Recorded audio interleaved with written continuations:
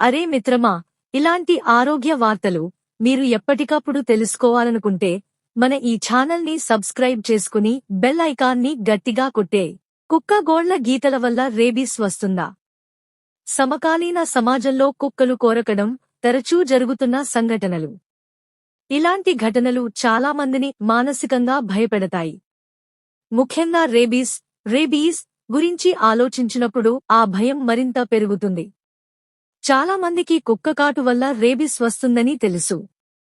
అయితే కుక్క గోళ్ల నవల్స్ వల్ల కూడా రేబీస్ వస్తుందా అనే ప్రశ్న చాలా మందిని కలవరపెడుతుంది.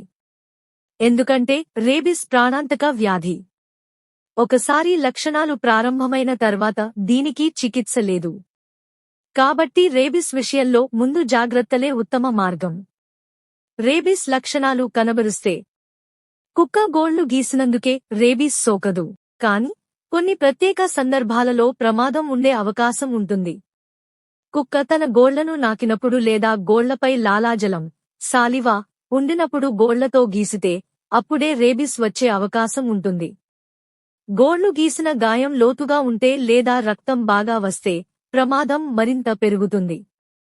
అదేవిధంగా ఆ కుక్కకు టీకాలు వేయబడకపోతే లేదా ఆ కుక్క విచ్చలవిడిగా ప్రవర్తించి రేబీస్ లక్షణాలు, అధిక లాలాజలం, భయం, దాడి కనబడితే మరింత జాగ్రత్త అవసరం.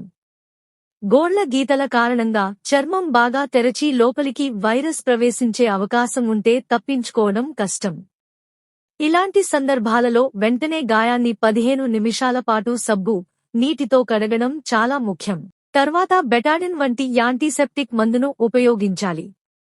ఒకవేళ గాయం లోతుగా ఉంటే లేదా గాయంలోకి లాలాజలం వెళ్లిపోయే అవకాశముంటే వెంటనే వైద్యుడిని సంప్రదించడం ఉత్తమం.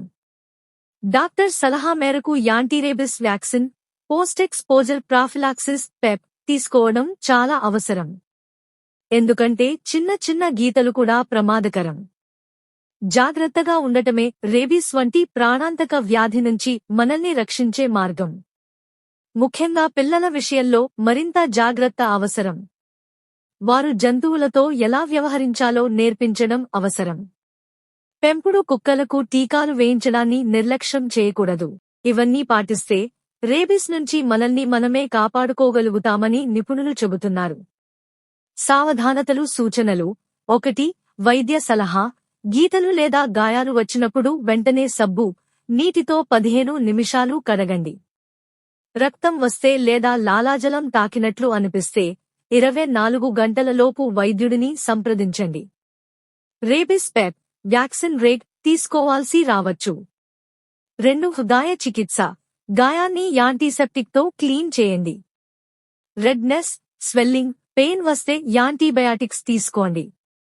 3. ప్రివెన్షన్: పెంపుడు కుక్కలకు రెగ్యులర్ రేబీస్ వ్యాక్సిన్ వేయించండి.